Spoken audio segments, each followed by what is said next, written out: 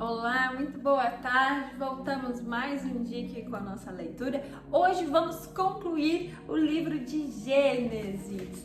Eu estou muito feliz que a gente vai concluir nosso primeiro livro da Bíblia no ano de 2025. 49 e 50 Gênesis, Salmo 39 e Hebreus 5. Ah não, a gente já concluímos Lucas, né? Mas que Lucas nós pulamos, o plano pulou alguns versículos, alguns capítulos. E Gênesis não, a gente leu do 1 até o 50 sem pular nada. Então vamos lá. 49, Gênesis diz assim: E Jacó chamou seus filhos e disse: Reuni-vos para que eu possa vos dizer o que vos acontecerá nos últimos dias. Reuni-vos e ouve, filhos de Jacó. Ouve com atenção a Israel, vosso pai. Rúben, tu és o meu primogênito, minha força e o princípio do meu vigor, a excelência da dignidade e a excelência do poder. Instável como a água, não será superior, porquanto subiste... Ó, Clá, bota o coisa aí pra ele não cair. O estojo, bota o estojo. Bota assim, pronto.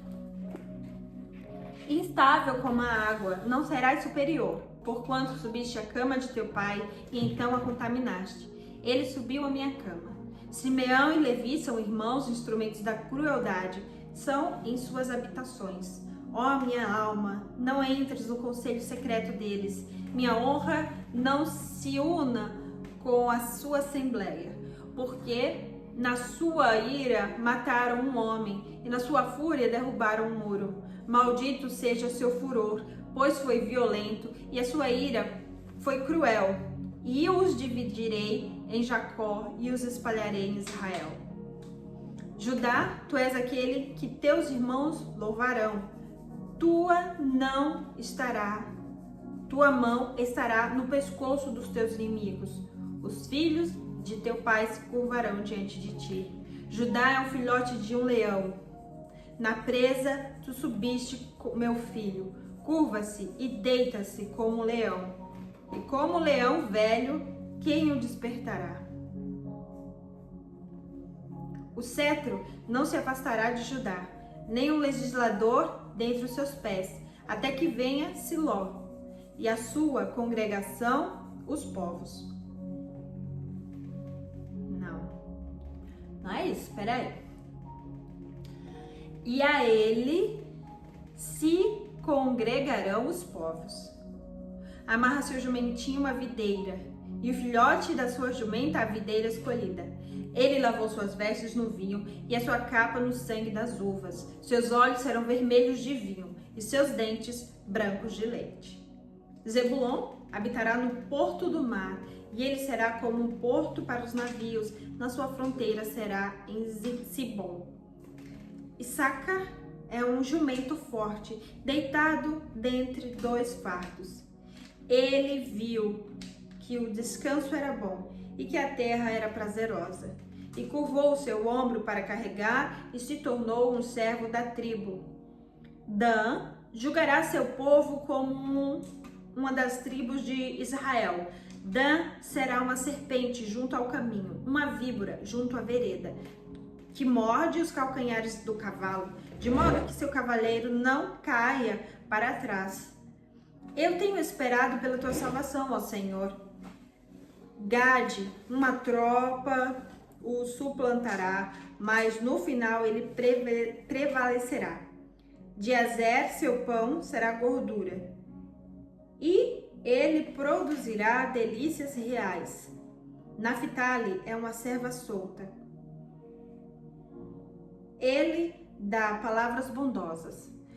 José é um ramo frutífero junto à fonte, cujos ramos correm sobre o muro. Os arqueiros o amarguraram e atiraram nele e o odiaram, mas o seu arco habitou na força e os seus braços os braços de suas mãos não foram fortalecidos. Ai, de novo, me ajuda. E os braços de suas forças foram fortalecidos pelo Senhor, Deus poderoso de Jacó. pelo Deus de teu pai que te ajudará e pelo Todo-Poderoso que te abençoará com bênção do céu acima, bênção de profundeza que está abaixo, bênçãos de peitos e dos peitos e do útero. As bênçãos do teu pai prevalecerão sobre as bênçãos dos seus primogênitos até os últimos limites das colinas eternas. Elas estarão sobre a cabeça de José, na coroa da cabeça daquele que estava separado de seus irmãos. Benjamim saqueará como um lobo pela manhã. Ele devorará as presas e à noite dividirá o despojo. Todas estas são as 12 tribos de Israel. Isto foi o que o seu pai lhes falou e os abençoou, cada um de acordo com a sua bênção. E ele os abençoou. E ele lhes ordenou e lhes disse: eu serei reunido ao meu povo. Sepultai-me com meus pais na caverna que está no campo de Efron, o Eteu.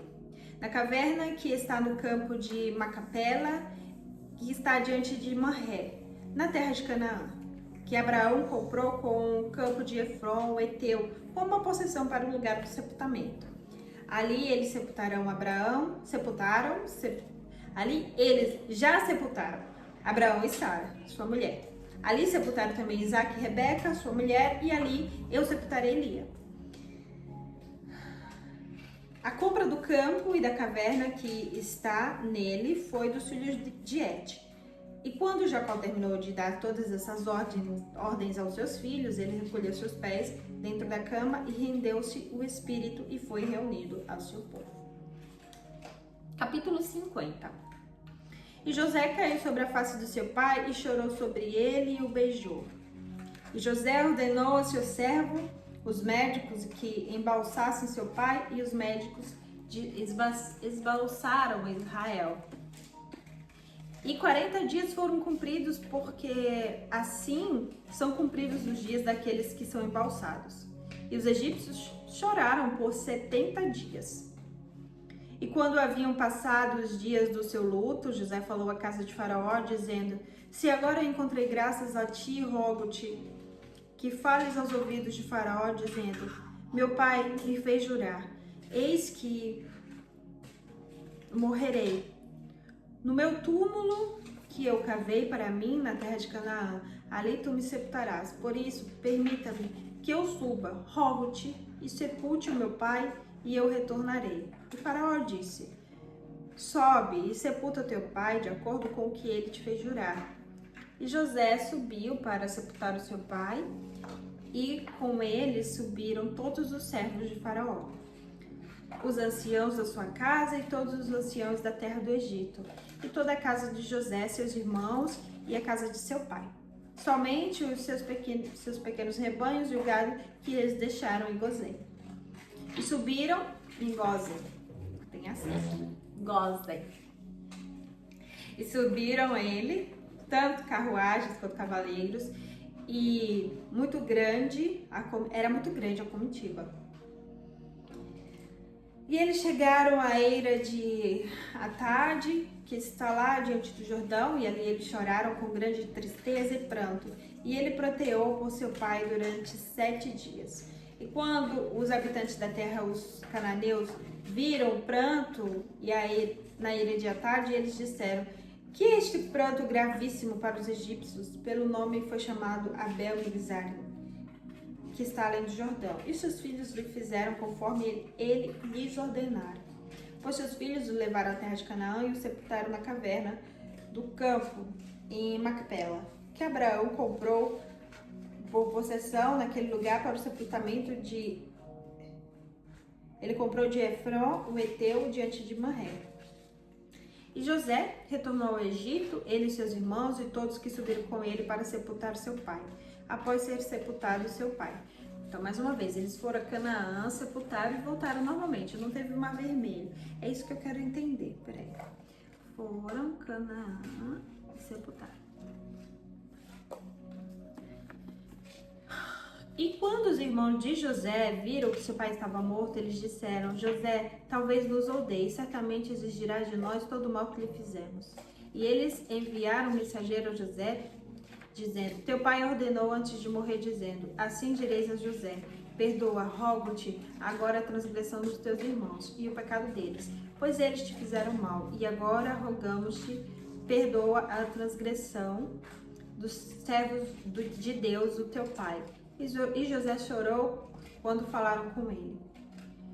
E seus irmãos também foram e caíram diante da face dele e disseram: eis que somos teus servos.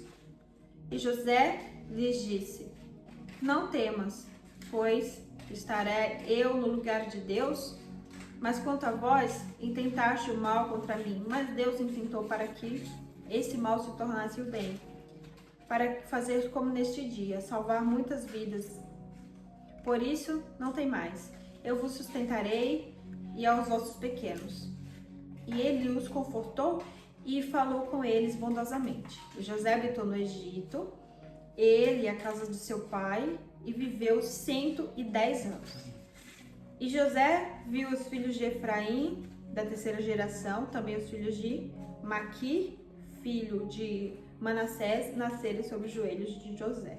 E José disse aos seus irmãos: eu morrerei, e Deus certamente vos visitará, e vos tirará desta terra para a terra que ele jurou a Abraão, Isaque e Jacó. E José tomou o juramento dos filhos, dizendo: Deus certamente vos visitará e vos levará os meus ossos daqui. Assim José morreu, tendo 110 anos de idade, e eles o embalsaram, e ele foi posto em um caixão no Egito. José morreu no Egito, mas os ossos vão ser levados. Mas aí é o próximo livro. Agora concluímos Gênesis, vamos começar Êxodo, mas não hoje. Hoje vamos ler Salmo 39.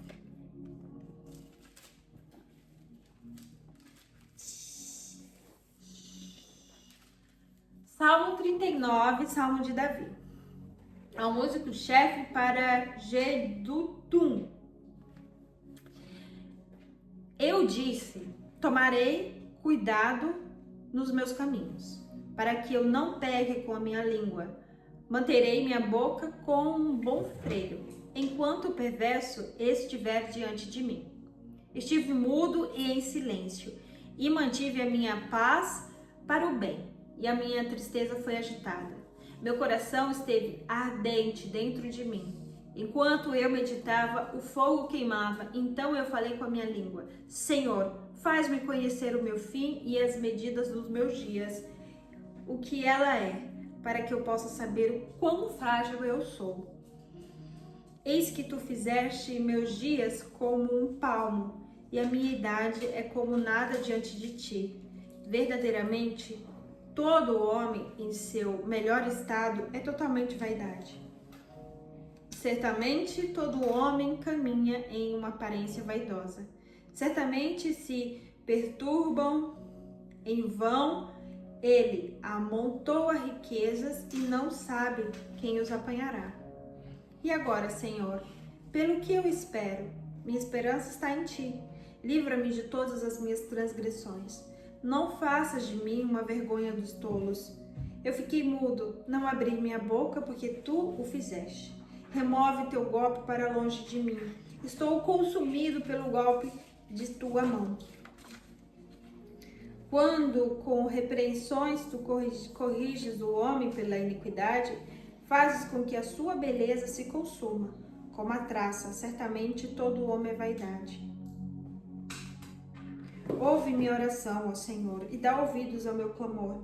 Não retenhas a tua paz nas minhas lágrimas, porque eu sou um estrangeiro contigo e um peregrino, como todos os meus pais foram. Ó, poupa-me, para que eu possa recuperar minhas forças antes que eu vá daqui e não seja mais. Amém. Quase uma lamentação de Davi. Hebreus 5.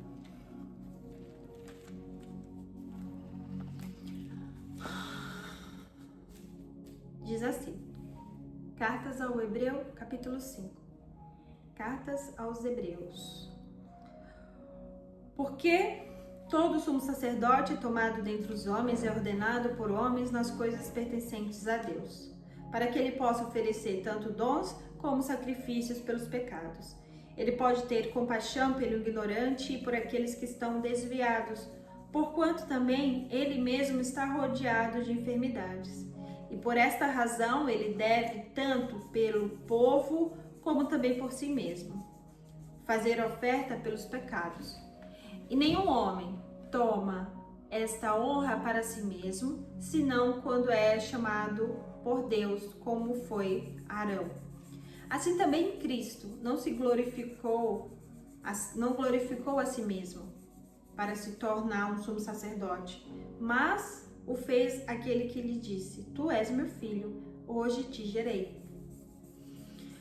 Como ele diz então em outro lugar: Tu és sacerdote para sempre, segundo a ordem de Melquisedeque, o qual nos dias da sua carne, após ter oferecido orações e súplicas com grande clamor e lágrimas, aquele que podia livrá-lo da morte, e foi ouvido por causa da sua reverência.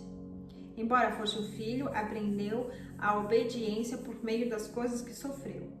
E tendo sido aperfeiçoado, tornou-se o autor da eterna salvação para todos os que lhe obedecem, chamado por Deus de sumo sacerdote, segundo a ordem de Melquisedeque, sobre quem temos muito que dizer, mas de difícil enunciação, porquanto vós sois tardios em ouvir.